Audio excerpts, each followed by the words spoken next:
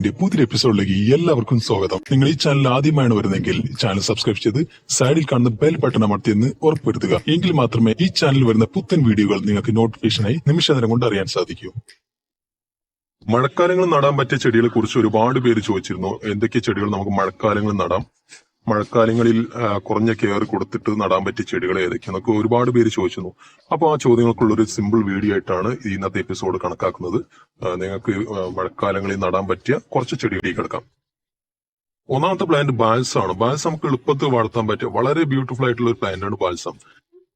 തന്നെ കാണാൻ ഭയങ്കര ഭംഗിയാണ്. മഴക്കാലങ്ങളിലാണ് ഈ പൂക്കൾ നന്നായിട്ട് ഉണ്ടാവുക. മഴക്കാലങ്ങളിൽ നന്നായിട്ട് ചെടികൾ വളരും. മഴക്കാലങ്ങളിലാണ് ഒട്ടുമിക്ക കെയർ ഇല്ലാതെ ഈ ചെടി നന്നായിട്ട് വളരുന്നത്. അപ്പൊ മഴക്കാലങ്ങളിൽ വളർത്താൻ പറ്റിയ നമ്പർ 1 പ്ലാന്റ് ആണ് ബാൽസം. പക്ഷെ ബാൽസം നമ്മൾ ഗ്രോ ബാഗിലൊക്കെയാണ് നടന്നെങ്കിൽ വെള്ളം അധികം ഓവർ ആവാതിരിക്കാൻ പ്രത്യേകം ശ്രദ്ധിക്കുക. അപ്പൊ ഏതൊരു ചെടിയെ പോലും തന്നെയും ചെടി നടുമ്പോൾ ബാൽസത്തിനും നീർവാർച്ച നമ്മൾ ഉറപ്പെടുത്തണം. മഴക്കാലങ്ങളിൽ ഏറ്റവും ബെറ്റർ ആയിട്ട് നടാൻ പറ്റിയ ചെടിയാണ് ബാൽസം. നമ്മുടെ ചെണ്ടുമല്ലിയൊക്കെ മഴക്കാലങ്ങളിൽ ഈസി ആയിട്ട് നമുക്ക് വളർത്താൻ പറ്റും. വളരെയധികം നന്നായിട്ട് കെയർ ഇല്ലാതെ മഴക്കാലങ്ങൾ നന്നായിട്ട് തഴച്ചു പാടുന്ന പ്ലാന്റാണ് മാരിഗോൾഡ്. മാരിഗോൾഡ് നമ്മൾ മഴക്കാലങ്ങൾ ശ്രദ്ധിച്ചു നോക്കിയാൽ മനസ്സിലാക്കാം. അതിന്റെ അടിയിൽ നിന്നൊക്കെ ഒരുപാട് വേര് കമ്പെന്നൊക്കെ വരുന്ന കാണാൻ പറ്റും. ആ കമ്പ് നമ്മൾ മുറിച്ച് നട്ടാൽ പോലും മാരിഗോൾഡ് മഴക്കാലങ്ങളിൽ പിടിച്ചു വരും എന്നതാണ് അതിന്റെ ഒരു പ്രത്യേകത. മാരിഗോൾഡ് നമുക്ക് എളുപ്പത്തിൽ തന്നെ വളർത്താൻ പറ്റും. ഒരുപാട് കളർ പ്ലാന്റുകൾ ഇപ്പോൾ അവൈലബിൾ ആണ്. ഹൈബ്രിഡ് പ്ലാന്റ് വരെ ഇപ്പോൾ അവൈലബിൾ ആണ്. ഡോർഫ് വെറൈറ്റീസ് ഉണ്ട്. അധികം പൊക്കം വെക്കാത്ത മാരിഗോൾഡ് ഉണ്ട്. എളുപ്പത്തിൽ വളർത്താൻ പറ്റിയ അതായത് യെല്ലോ, ഓറഞ്ച്, അതുപോലെ കടും റെഡ് ഒക്കെ വരുന്ന ടൈപ്പ് വെറൈറ്റി ഒക്കെ മാരിഗോൾഡ് ഇപ്പം കാണാൻ പറ്റും. നമുക്ക് ഈസി ആയിട്ട് വളർത്താൻ പറ്റും. കോസ്മോസ് നമുക്ക് എളുപ്പത്തിൽ വളർത്താൻ പറ്റും. മഴക്കാലങ്ങളിൽ കോസ്മോസ് വളരെ സിമ്പിൾ ആയിട്ട് വളർത്താം. Rose, pink, crimson, purple, white അങ്ങനെ ഒരുപാട് നിറങ്ങളിൽ കോസ്മോസ് അവൈലബിൾ ആണ്. ഇതിന് മിക്സഡ് വെറൈറ്റി ഓൺലൈനായിട്ടൊക്കെ നമുക്ക് വാങ്ങാൻ കിട്ടും. അടുത്ത സൂര്യകാന്തിയാണ്. സൂര്യകാന്തിയുടെ പല വെറൈറ്റികളും, അതായത് ഗാർഡൻ സൂര്യകാന്തിയൊക്കെ ഇപ്പോൾ ഒരുപാട് വെറൈറ്റി വരുന്നുണ്ട്. അപ്പോൾ സൂര്യകാന്തിയൊക്കെ നമുക്ക് എളുപ്പത്തിൽ നടാൻ പറ്റിയ ചെടിയാണ്. നമ്മൾ പൂന്തോട്ടങ്ങളിലൊക്കെ ഒരു സൂര്യകാന്തി ഉണ്ടാകുമ്പോൾ തന്നെ കാണാൻ തന്നെ വല്ലാത്തൊരു അട്രാക്ഷൻ ആയിരിക്കും. അടുത്ത ചെടി സീനിയ. പിന്നെ പോപ്പുലർ ആയിട്ടുള്ള ചെടിയാണ്. നമുക്കറിയാം സീനിയ നമ്മുടെ നാട്ടിൽ എല്ലായിടത്തും ഒട്ടുമിക്ക പേർക്കും അറിയാവുന്ന ചെടിയാണ് സീനിയ നമുക്ക് മഴക്കാലങ്ങളിൽ ഈസി ആയിട്ട് വളർത്താൻ പറ്റും.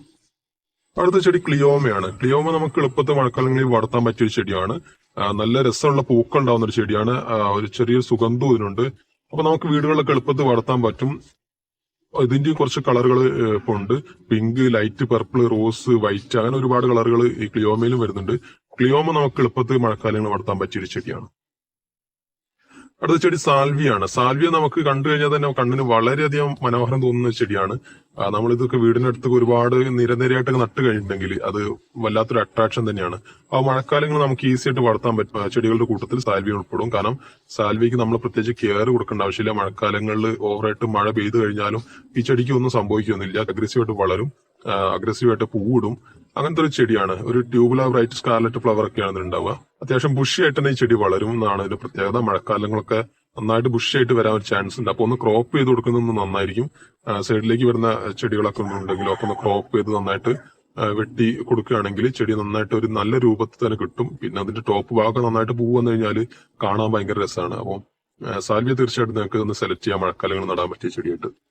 പിന്നത്തെ ചെടി പോർട്ടുലാക്കിയാണ്. പോർട്ടുലാക്ക് നമുക്കറിയാം 10 മണി ചെടികൾ നമ്മൾ ഇഷ്ടംപോലെ നമ്മൾ വീടുകളിലൊക്കെ പരിസരങ്ങളൊക്കെ ഇഷ്ടംപോലെ നട്ടുപിടിപ്പിക്കുന്ന ചെടിയാണ്. പോർട്ടുലാക്കി നമ്മൾ മഴക്കാലങ്ങൾ ശ്രദ്ധിച്ചു കഴിഞ്ഞിട്ടുണ്ടെങ്കിൽ തീർച്ചയായിട്ടും വളർത്താൻ പറ്റും. പക്ഷെ ഞാൻ പറഞ്ഞു കഴിഞ്ഞു, നീർവാർച്ച ഒന്ന് ഉറപ്പുവരുത്തുക. മണ്ണിലാണ് നടന്നെങ്കിൽ വെള്ളക്കെട്ടില്ലാത്ത സ്ഥലങ്ങൾ നടുക. അപ്പൊ പോർട്ടുലാക്ക് ഈസി ആയിട്ട് നമുക്ക് വളർത്താൻ പറ്റും. അടുത്ത ചെടി കോക്സ് കോമ്പാണ്. നമുക്ക് എളുപ്പത്തിൽ വളർത്താൻ പറ്റിയ മറ്റൊരു ചെടിയാണ് കോക്സ് കോമ്പ്. വളരെ പോപ്പുലർ ആയിട്ടുള്ള ഒരു ചെടിയാണ് കോക്സ് കോമ്പ്. നമുക്ക് എളുപ്പത്തിന് വളർത്താൻ പറ്റും. മഴക്കാലങ്ങൾ നന്നായിട്ട് ഉണ്ടാവും. ഇതിന്റെ താഴെ വിത്തൊക്കെ വീട് ഒരുപാട് തൈകൾ ഇതിന്റെ താഴെ മഴക്കാലങ്ങളൊക്കെ മുളച്ചു പൊങ്ങിയിട്ട് അത് വീണ്ടും പുതിയ ചെടികളായിട്ട് വന്ന് കൂടുന്നത് കാണാൻ പറ്റും. കവാടങ്ങൾക്ക് ശേഷം ഒരു നിരയൊക്കെ ആയിട്ട് ഈ ചെടി വളർത്താൻ പറ്റിയ ഒരു ചെടിയാണ്. നമുക്ക് ഈസി ആയിട്ട് വളർത്താം. ഇതിന്റെ ഒരുപാട് കളർ അവൈലബിൾ ആണ് ഇപ്പം.